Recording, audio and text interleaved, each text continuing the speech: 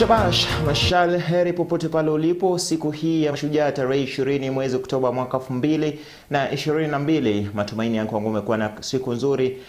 Iwapo wewe ni shujaa umesherehekewa, na iwapo wewe unamjua shujaa moja umemsherehekea, hata kama ni mzazi, akiwa ndugu, ama hata akiwa penziwe ama rafiki yako. Karibu ndani ya taarifa za Kirk Machweo. Langu jina ni Vincent Kerosi. Tukupakulia yale ambayo tumekuandalia siku nzima, kubwa zaidi likiwa ni kuhusiana na sherehe za kwanza kabisa za kitaifa ambazo ameziongoza Rais wa 5 wa taifa la Kenya, Rais William Ruto. Mtazamaji, tunaanza kwa taarifa kwamba Rais William Ruto ameongoza hafla siku kuu ya Mashujaa iliyofanyika kwenye bustani ya Uhuru, kaunti ya Nairobi. Sherehe hizo zikiwa za kwanza kabisa kuongozwa naye rais tangu kuapishwa kwake kuwa rais wa taifa la Kenya. Rais William Ruto ametumia fursa hiyo kuwasherehekea Wakenya kwa kudumisha amani wakati wa uchaguzi mkuu, rais akisema kuwa ni ishara ya ukomavu wa Wakenya. Wa saa 5 asubuhi, msafara wake Rais William Ruto uliwasili kwenye bustani la Uhuru, ambapo maadhimisho ya sherehe za Mashujaa zilifanyika leo hii. Wakenya, viongozi humu nchini na viongozi wa kidiplomasia walikuwa wamekwisha wasili kwa hafla ya leo. Sherehe za Mashujaa leo hii ni hafla ya kwanza kwa Rais William Ruto kuongoza baada ya kuapishwa na kuchukua hatamu za uongozi humu nchini. It is with great humility that I preside over this year's celebration for the first time as president, and I am humbled and grateful for the honor to be your leader.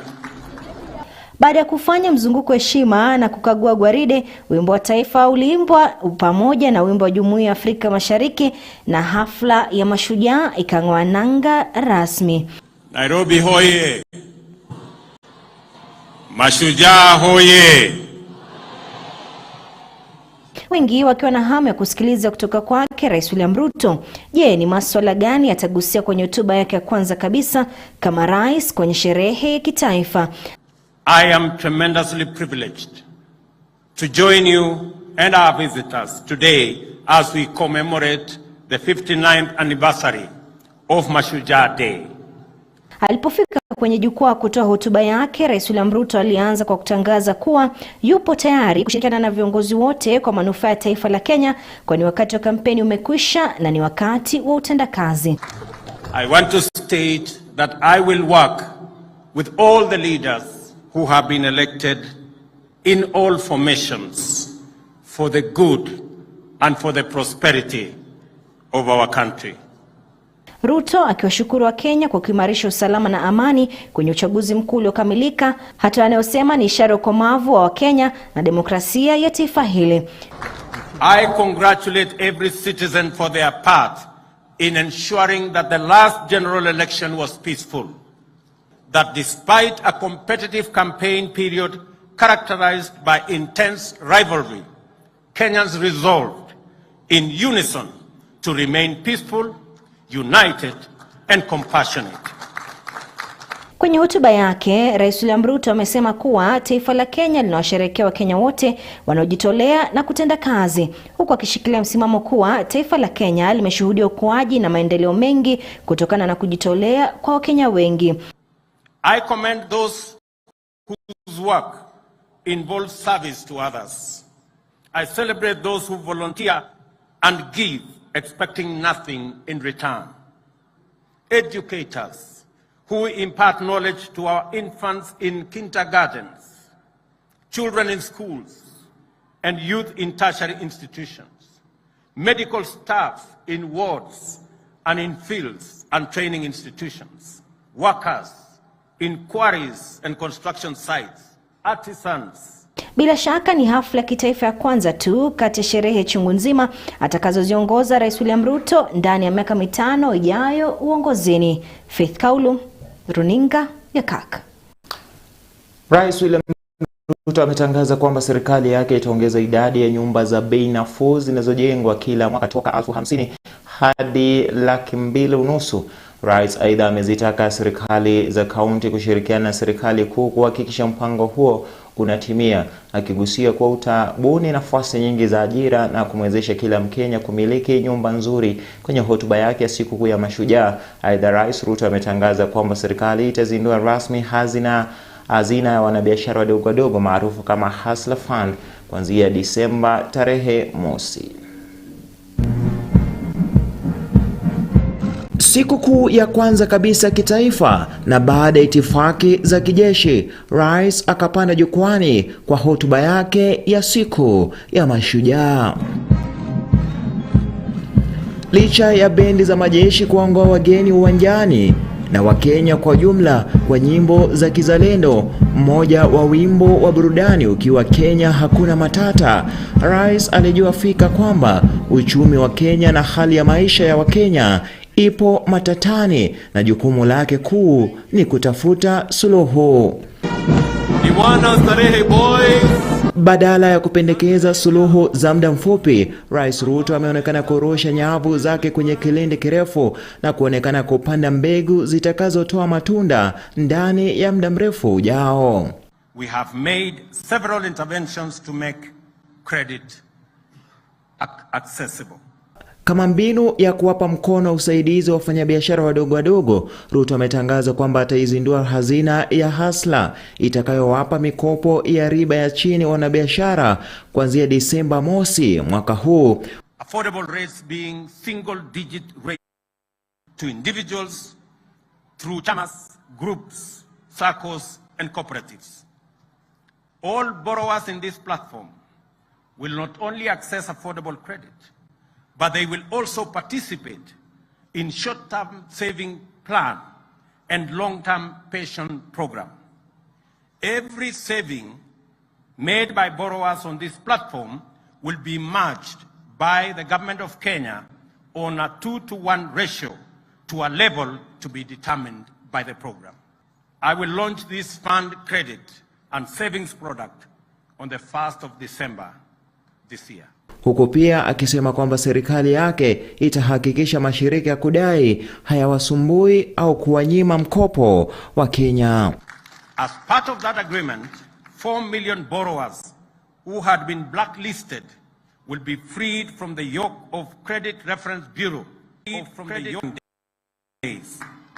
We have also secured an agreement with CRBs that they will abandon the punitive penalty of blacklisting borrowers and move to a credit scoring system that makes borrowers eligible for credit even as they work to improve their credit worthiness. Tangazo hili likitarajiwa kudhihirisha kwa Wakenya kwamba yupo tayari kutimiza ahadi zake za kampeni.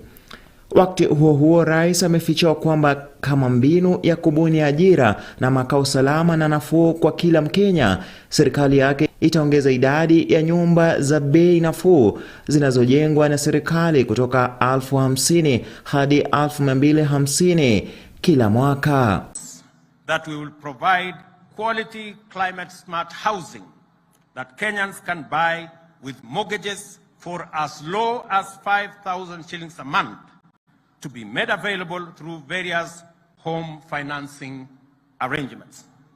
Next week on Tuesday, I will break ground in this same constituency at the Kibera Soweto B in Nairobi for a housing project which will deliver thousands of social housing units. Going forward, we intend to collaborate with county governments to achieve a target of at least 5,000 units in every county. Aidha, Rais amezitaka serikali za kaunti kuhusika pakubwa kutimiza hilo, akisema kwamba hiyo ndiyo mbinu pekee ya kuimarisha maisha ya Mkenya wa kawaida. We have asked counties to identify land. We will provide infrastructure. We will put the roads. We will put the sewage system. We will connect water and electricity.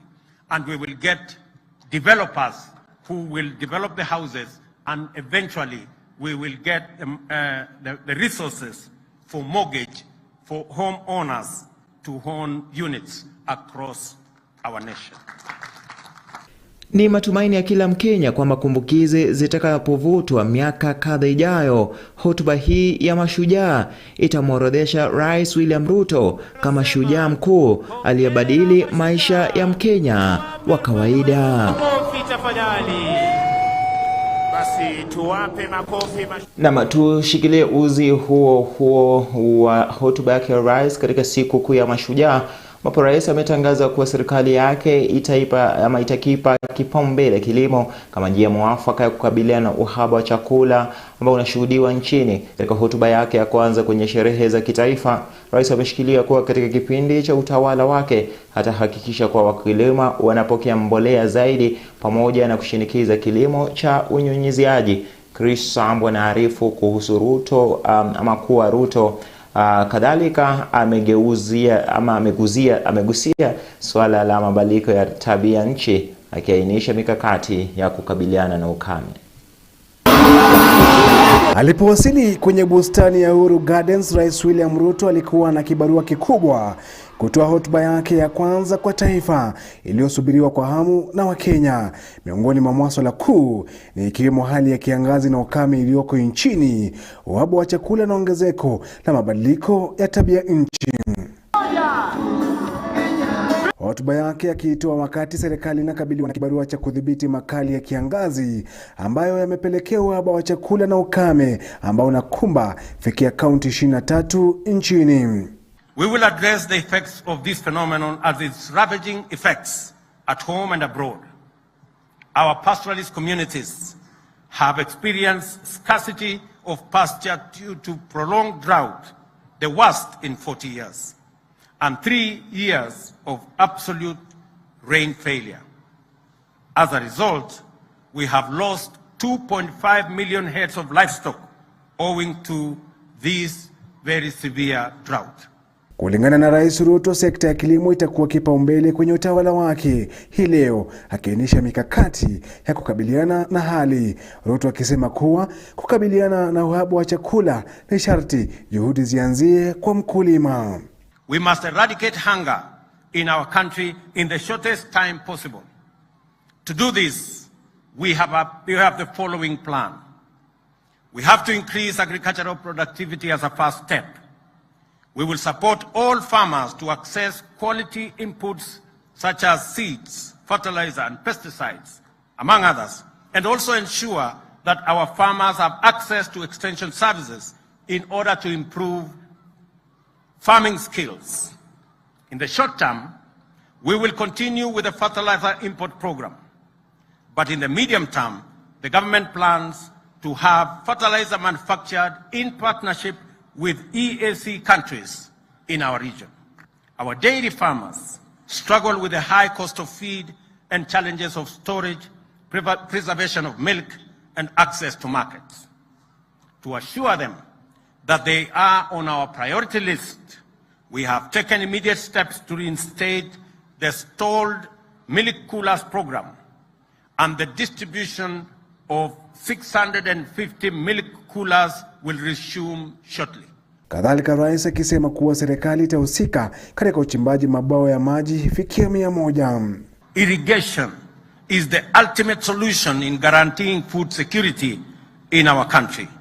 In 2017, the government set out to build 57 dams to harness water for irrigation and domestic use. Many did not even start. Few are complete, while the rest are ongoing. The huge capital outlay required for dam construction in the context of competing budgetary priorities poses a huge challenge to this program. And to address this challenge, we are working on innovative investment mechanisms through public-private partnership to construct at least 100 dams. Kwa miaka mitatu mfululizo sasa, maeneo mengi nchini hayajapokea mvua, hili likitokana na mabadiliko ya tabia nchi, na kama inavyoathiri mataifa mengine, Rais Ruto akaweka swala la mabadiliko ya nchi kipaumbele. The ultimate solution includes greening our country to more than 30% of tree cover by 2032. The central role forest's play in addressing the effects of climate change has become more prominent now than ever. Moja ya mikakati kukabili mabadiliko ya tabia nchi, rais ameachia mpango wa upanzi wa miti ili kurejesha uwepo wa misitu itakayochangia katika kuleta mvua. 59.2 million hectares land in Kenya. Only 5.2 hectares are under forest cover. The remaining 54 million hectares are largely in arid and semi-arid areas.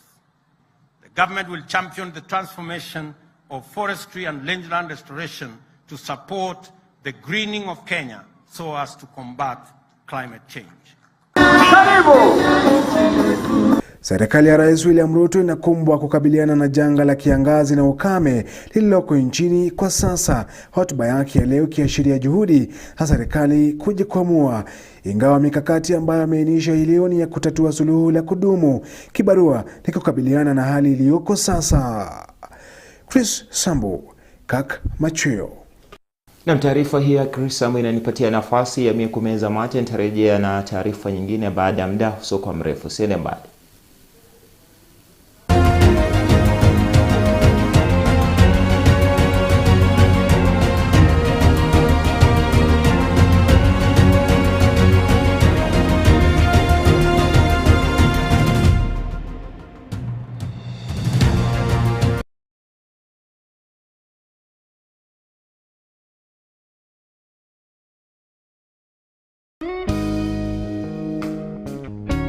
The Bible, when it talks about water, the water signifies life. When it talks about water, the water signifies life. It signifies blessings and fruitfulness. Today, if you hear the word of God, God is saying that the blessings of God, they are there for you. The blessings of God, they are there for me. The life of God, and even the fruitfulness. In our times, the Spirit of God is talking to us today. And this one, the vision of Ezekiel, it is already fulfilled. How is it fulfilled? Because the vision of the temple is fulfilled by Jesus Christ, the Son of God, the eternal Son of God, Emmanuel, God with us.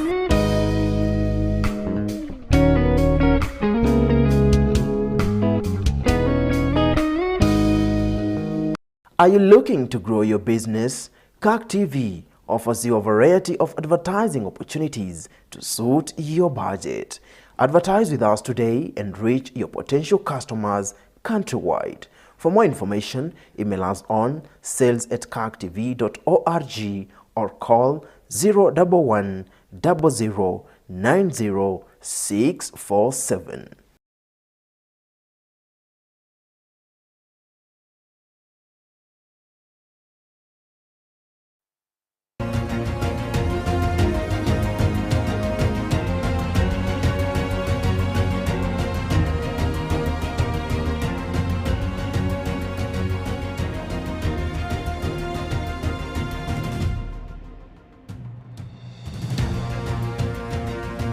Karibu tena mtazamaji. Naibu Rais Rigathi Gachagua ameshikilia uwezo wa serikali kubadili hali ngumu iliyoko ya kiuchumi, akisema kwa mikakati imewekwa tayari. Gachagua akirejelea ushindi wa Agosti 9 amesema kwa Wakenya waliashiria umoja wa taifa kwa uchaguzi ulio wa amani, na katika hotuba yake ya kwanza kwa taifa akiahidi mabadiliko ya kiuchumi.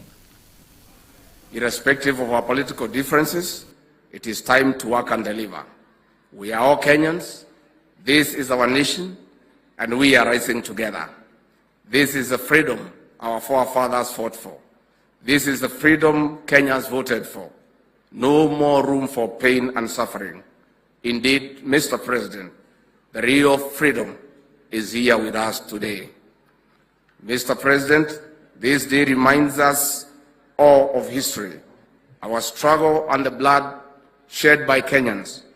It shows us the beauty of purpose, the beauty of unity and purposeful living. Our forefathers and heroic Kenyans, who we celebrate today from all phases of our liberation and struggle, gave us a nation we are proud of. This is our country. We are one people. We have a duty to make this nation greater than we can imagine in all spheres of our lives. Mr. President, your government, the Kenya Kwanza government, has a plan to make Kenya a great nation, as envisaged in our manifesto, where everyone matters and every hustle matters. I want to assure you, Mr. President, of my commitment as your deputy, round the clock, to assist you in delivering to the people of the Republic of Kenya. Na mbali na taarifa kuhusiana na hotuba katika uwanja wa Uhuru, uwanja wa mashujaa wa Uhuru, mtazamaji, tuangazie taarifa nyingine ambapo wakili Miguna amerejea nchini leo baada ya utawala wake Rais William Ruto kufutilia mbali marufuku aliyowekewa wakati wa Rais mstaafu Uhuru Kenyatta. Miguna aliwasili mwendo wa saa 12 asubuhi ya leo katika uwanja ndege wa JKIA na kupokelewa na jamaa na marafiki, kisha baada ya hapo kuhudhuria hafla ya mashujaa kwenye bustani ya Uhuru. Hebu tupate taarifa kamili naye mtoto wa kiume huyu ambaye ni Stephen Kibara. Saa 12 asubuhi Alhamisi, mwezi wa Oktoba tarehe 20 mwaka wa 2012, ndege iliyombeba Miguna ilitua nchini katika uwanja wa ndege wa Jomo Kenyatta, hii ikiwa ni mara ya kwanza kwake Miguna kutua nchini baada ya kufurushwa miaka 5 ya awali. Very grateful for the warm welcome you have given me, and I'm extremely happy to be back home. I extend my gratitude to all Kenyans who have stood with me, who have stood with the Bill of Rights in the Constitution, who have stood with the cause of justice, who have stood with the dictates of democracy. Miguna alifurushwa nchini mnamo Machi mwaka 2018 baada ya kumwapisha aliyekuwa kinara ODM Raila Odinga na kuzidi kuisuta serikali liliongozwa na mstaafu Rais Uhuru Kenyatta. Miguna aliishukuru serikali ya Kenya Kwanza chini ya uongozi wa Rais William Ruto kwa juhudi walizofanya kumrejesha nchini. I must extend my gratitude to Kenyans that voted overwhelmingly for the Kenya Kwanza government, because that is central for me. Without this administration, I would not be back home. So I am thanking His Excellency the President, the Deputy President and his administration, and everybody else who has worked tirelessly to make sure that my rights are protected and the rights of every other Kenyan. Akizungumza punde tu baada ya kutua nchini, Miguna amekashifu waliochangia katika kufurusha kwake, akisema kuwa mashtaka yangali mahakamani. Na alipoulizwa ikiwa angekubali kupewa kazi na serikali kuu, hakusita kulitupilia mbali swali hilo. And of course, justice, without justice, you cannot have peace and reconciliation. So we must have at the cornerstone of everything justice. So all those court orders that were accumulating and everybody was peeing on, they will be enforced. And there are many more other court orders to come. So no, these guys who behaved with impunity, the goons that were holding state at ransom, will be held to account. Baada ya kuzungumza kwake, Miguna alielekea kwenye bustani ya Uhuru Gardens alikoalikwa na Rais William Ruto kusherekea siku ya mashujaa nchini, na baadaye kufanya mazungumzo na rais kwenye ikulu kuhusu kurejea kwake nchini, ikiwemo mipango yake kuu na ikiwa atarejea siasani. Stephen Kibara, Kirk Machweo. Naam, shukran sana Stephen Kibara kwa taarifa hiyo. Mtazamaji, kutoka humu nchini moja kwa moja hadi taarifa za ugaibuni, ambapo Liz Truss amejiuzulu kama waziri mkuu wa Uingereza hii leo. Hii ni baada ya kushikilia nafasi hiyo kwa muda siku 44 tu. Katika hotuba aliyoitoa ya kutangaza hatua ya kujiuzulu kwake, Truss amesema kuwa atashikilia nafasi hiyo hadi pale mchakato wa kumchagua mrithi wake utakapokamilika wiki ijayo na waziri mkuu mpya kuteuliwa naye Mfalme Charles wa III. Kujiuzulu kwake Truss kunafuatia wabunge wa Tory kumshurutisha Truss kuondoka mamlakani baada ya serikali yake kukumbwa na misukosuko ya kisiasa kwa kile walichosema ni kupuuzwa kwa sera za kiuchumi. Atakapoondoka ofisini, Liz Truss atakuwa waziri mkuu aliyehudumu kwa muda mfupi zaidi nchini Uingereza. Threatens the security of our whole continent, and our country has been held back for too long by low economic growth. I was elected by the Conservative Party with a mandate to change this. We delivered on energy bills and on cutting national insurance. And we set out a vision for a low-tax, high-growth economy that would take advantage of the freedoms of Brexit.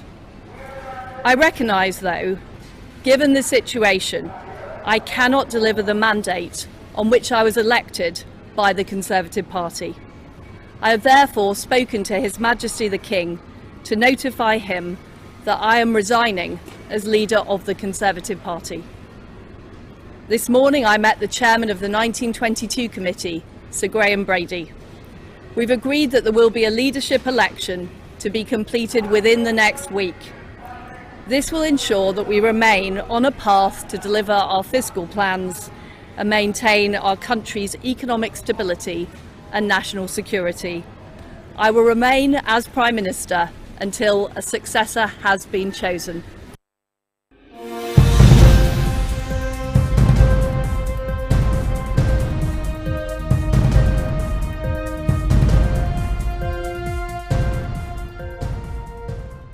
Naam, hebu sasa tudanadani viwanjani mtazamaji. Manchester United walinyakua ushindi wao wa mabao 2-0 dhidi ya mibabe au si mibabe au Tottenham Hotspur katika uwanja wa michezo wa Old Trafford. Kiungo Fred Rodriguez aliipa United uongozi kupitia bao katika dakika 46 huko Bruno Fernandes akiongeza bao jingine dakika ya 69. Kocha Ten Hag alifurahishwa zaidi na ushindi huo na kudai kwa wachezaji walionyesha umaarufu zaidi, na Antonio Conte upande mwingine akinena kwamba timu yake inahitaji kuboresha mchezo wake. Naam, hayo ya Manchester United tuweke kando. Liverpool nao walishuhudia ushindi wa 3 mtawalia kwa mara ya kwanza katika msimu mpya wa EPL baada ya kuwapiku West Ham United bao 1-0 kupitia mshambulizi Darwin Núñez katika dakika 22. Mchuano huo ulijawa na fursa tele za kutinga mabao zaidi, huku West Ham wakikosa kusawazisha kupitia fursa ya penalti iliyokoswa na mchezaji Jared Bowen.